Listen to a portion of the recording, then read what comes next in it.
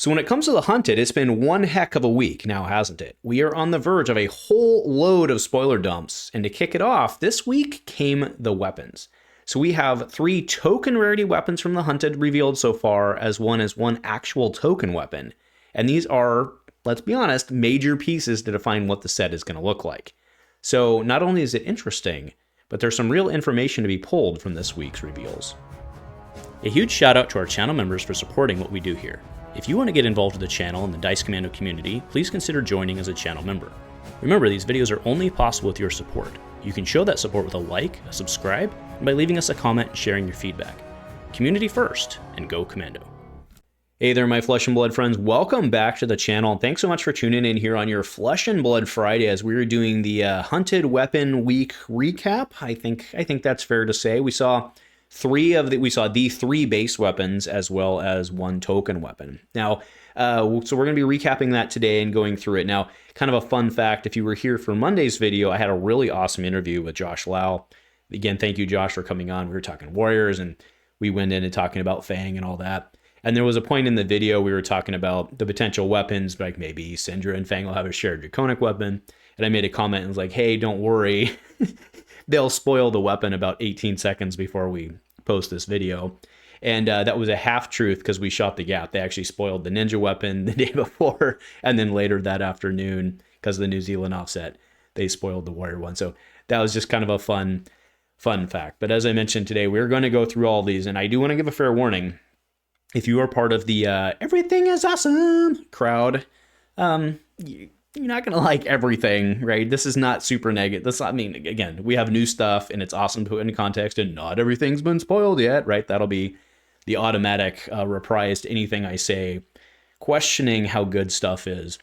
But I'm going to be honest and give my honest takes, and not everything here I think is super awesome. So to that point, for each of these weapons, you can see Kassai of Retribution up now.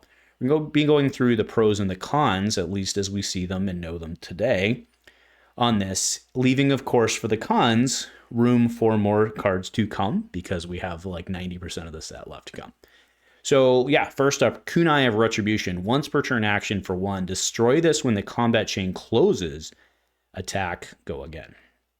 So 1 for 1 with go again. Pretty awesome with what we expected, except she's not stabbing with it, she's flicking it, right? Or whomever would use this, to be fair, if I can use this, but Syndra's the one to bring them back, so let's be honest, this is her weapon. So what's really great about this is, we knew that she was going to have a Draconic weapon because otherwise she wouldn't work, right? But it's Draconic links, so that's pretty great. This is also very efficient and easy. There's no real gate to using this, other than the fact that it blows up, which is a pretty big gate. Now, there's some interesting cons here, right? So there's some interesting interactions with Syndra about the fact that the chain has to close in order for these to blow up. Unless you're throwing them, of course, right? You can still throw them on an open chain, then they would be destroyed and in the discard pile. So that's kind of the point here, is that they're really going to rely, at least in order to kind of maximize your value, they're going to rely on the throw effect, right? Whether it be flick knives, whether it be a card like Blood Runs Deep, which is obviously speaks for itself into how this thing really works, right? So what's interesting about this, because of the chain close requirement versus like just gets destroyed on the link, is that it actually can't feed its own reduction unless it's already been thrown, right? But in a vacuum by itself, it can't feed its own reduction. And what I mean by that is you can't, that's actually a misnomer. It actually feeds its own reduction, but you can't pull it, right? Unless it's in the discard. So you have to use some sort of throw effect, right? And you have to be able to close the chain. And the other thing is, because, right, Kodachi Lock's been a thing since day 0 of this game, right? And this does make Dagger Lock more difficult because it requires some other thing to be in the mix in order to get them back. Because if you think about this, because again, you have Syndra who works off of the Draconic links. If you want to stab, pull back, that's 5 resources. And non-consumable resources, but it does require 5 resources. So you want something else going on again, like a Blood Run Deep or something like that, to where you can get it out there. Now, I do want to point out something very important to this argument to help folks understand is that, and I do want to give a shout out to James. Thank you so much for helping me confirm this with your judginess as a ruling. But links do retain their properties even if the card is no longer there. And what we mean by that is we're all familiar with like the double strike type ruling, right? Where you can have multiple links but no card present. So what I wanted to clarify was that if the knife was thrown, the dagger was thrown, that it would still be considered a draconic link because that's very important to this. So like if we had a brand with Cinderclaw into a double strike, we all know that you would only have 2 cards on the chain once, again, what I'm showing you across the screen, which is brand double and then double from the banish zone. We know you would have 2 cards on the link, but you would still have 2 draconic links because the second one would have been draconic, right? So I know there's a lot going on there, but it is important to remember that the link retains all of its properties, even if the card itself is gone, which is very relevant for, of course, the Blood Runs Deep combo, which is kunai, and then Blood Runs Deep to chuck them, and then you can actually bring them back, and if you can keep going, you can actually then stab again. Now you'd lose them and have to bring them back the next turn or whatever. And actually, to be fair, it's once per turn, so you could actually do it on your opponent's turn and be ready to go on yours, and that's fine. But again, you can see the issue is that you have to be able to make sure that you have something to throw them in order to have enough links, because they can't, again, backfill themselves. So that's very interesting. Now, one thing I'm very concerned about with her is the propensity for other heroes to potentially banish her cards. Now, something like Gravekeeping out of the gate, you can actually Syndra instant respond to it to save your card from getting banished there. So that's maybe not a concern, but something like Passover is really sucky because they could do it in response to your instant and actually suck it out of the graveyard. So that's very concerning, and I think a potential significant weakness, and like I say, potential significant weakness of her. We've also seen stuff like that, banishing the Phoenix Flame for Fi, and I think this actually fits kind of in the same vein. But what you need to remember about the Kassai here is that you would have to have others. Like if you're going to plan ahead for having them leave your discard, you'd have to have others in your inventory with which to backfill. And that's one of the major, I'd say, sales points here is that if we were to go back 2 weeks ago, we'd be like, well, one of the cool things about her is that we don't need to have a bunch of daggers in our arsenal. And I think that doesn't necessarily carry as much given the fact that these self-destroy. So that is something we have to be very careful of. But Syndra looks super awesome in terms of sequencing and pulling this all out. And in my opinion, she looks like she's probably going to be the best. And I know I'm not the only one with this opinion, that she's probably going to be the best of the 2 Draconics. Speaking of, let's move on to Obsidian Firevein. This is where, I fair warning, I'm going to get pretty negative on this. I mean, it's fine. It's just I was hoping for more. I think that's the better way to say it, right? So once per turn action for 1 attack. If you've played a Draconic card in this chain link, not this chain, but this chain link, this gets +1 and go again. So a lot of folks right out of the gate when this was spoiled were like, oh, it's just a Starfall. And that's not true. Because it's not I've played a Draconic card this turn, or it's not I've played one this chain. It's I've played one this chain link. So obviously he's going to have Draconic reaction. I mean, that is very clear at this point. He's going to need a significant number of those in order to make this work.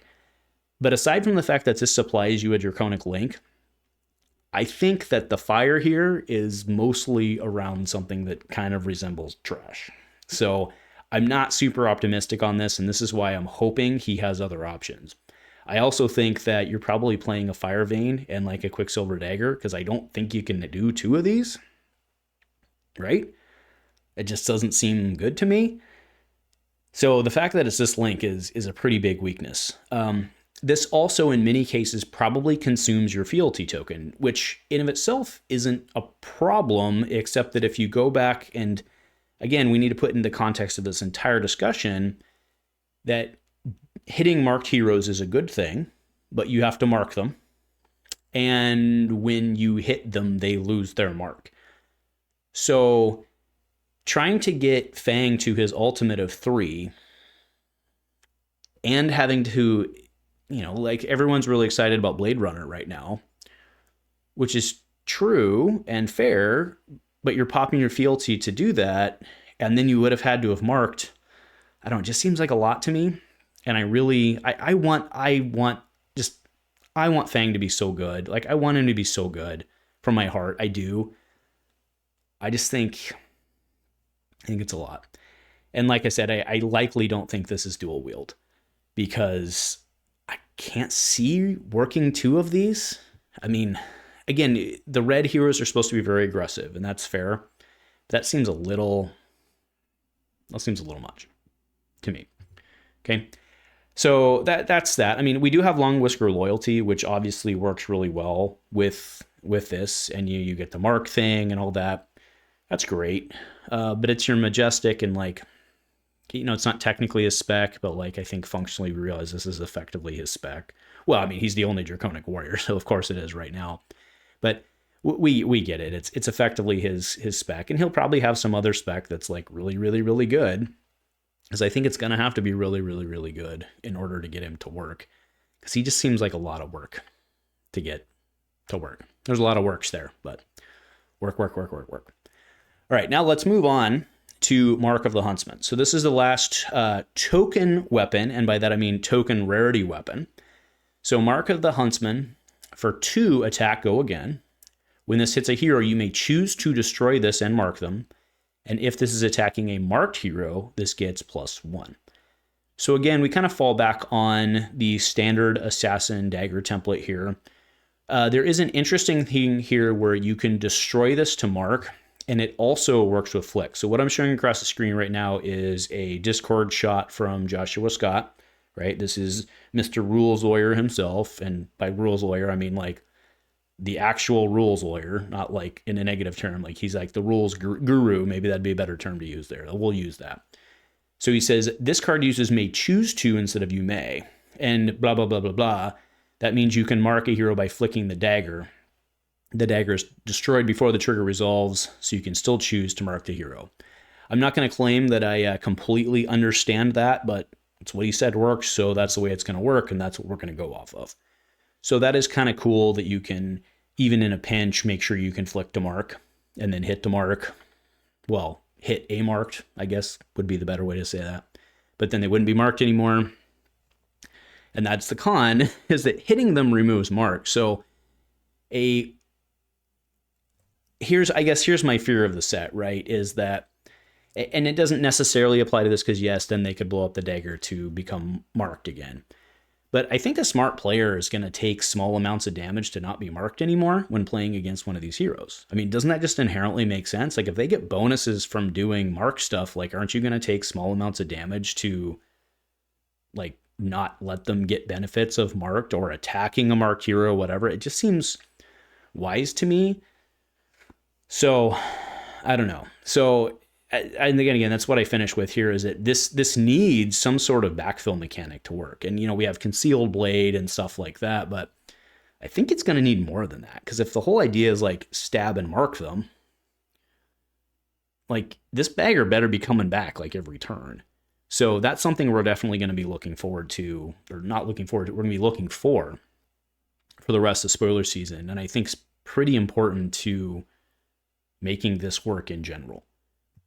Now, the next one, this is a token weapon, and it's actually a token. And the reason that that's relevant is that you can't put it in your deck to start.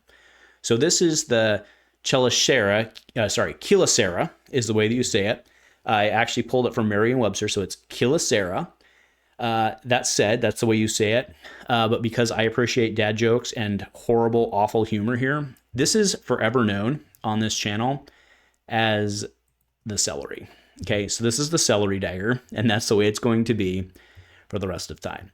Okay, now what's interesting about this one is that it's a 1-for-1 assassin dagger, which definitely breaks the mold of what we're used to. Of course, keep in mind that, again, this is a token, so you can't equip it. Well, you can equip it later, but you from outside, but you can't bring it to the table with you, right? You can't sit down with it, so you have to do things to get it. Now, so this has stealth, which is extremely interesting with ASC.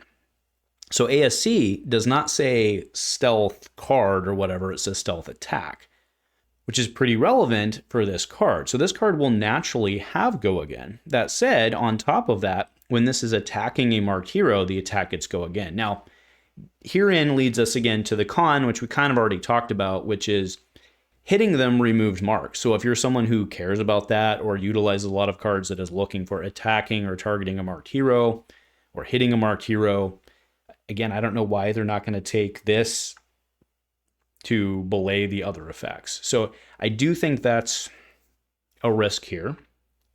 And I just don't see who's going to block the one to not only take, I mean, again, are you going to throw a card to block the one when you could also at the same time potentially remove either a beneficial effect later or a deleterious effect later? Anyway, you get it. And, you know, again, the fact that you can't equip this at the start and have to jump through hoops to get it is interesting. Now, we obviously understand, you know, that there's benefits of being able to do this, right? I think it's number 4, Tarantula Arachne, like that's pretty cool. You can equip this with number 2 or 3, or I forget which one it is, but there's an Arachne that lets you equip these and then flip into it. But remember, that Arachne, you can't control which version of that Arachne you flip into. And if you really think about, you know, the duration of a game, to be able to flip into the one random, I mean, again, it's becoming pretty clear to me that there's going to be ways, I suspect there's going to be ways for random Randacne. I'm not going to do that. Arachne Rando, whatever. Random Arachne is going to have ways to like change into specific things, right? Otherwise, like this isn't going to work, right? If that's the only way, it doesn't seem doable. This card's really good though. This card is really good in a vacuum. I don't know how practical this card is because obviously, again, we haven't seen the rest of the set, but it seems to me there's going to have to be a way to target which one you change into. Otherwise, like trying to get everything to line up with, you know, when I say a die roll, we're not rolling a die, step off it, okay? But choosing a random Arachne, I think that's tough. But, you know, something like Tarantula Toxin on this, I mean, I think this is a pretty important card.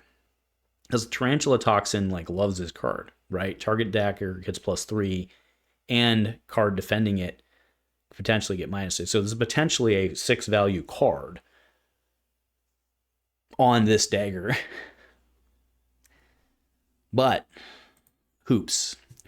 So it is very interesting. One point of note is that Uzuri can swap this LS. So if she pushes this forward, because it's a card with stealth, she can actually swap out on it.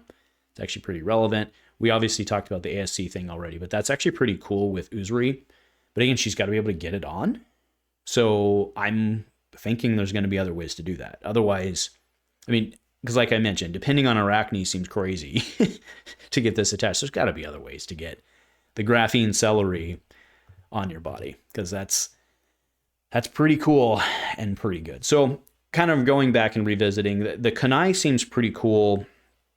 It's going to have, and we see this, I think we're seeing this, like if we go back and look at Aurora, I know we're talking Rosetta here, but if we go back and look at Aurora, she was the aggro hero, but there was definitely a step up in complexity from her as compared to like say a Fi or something like that, right? And I think we're seeing that here, or at least they're laying the stage for that here when it comes to Syndra as well, that you're going to you can't just dump reds, right? You have to be able to sequence something and do a thing. And there might be a better payoff if you do that correctly. And I think that's okay.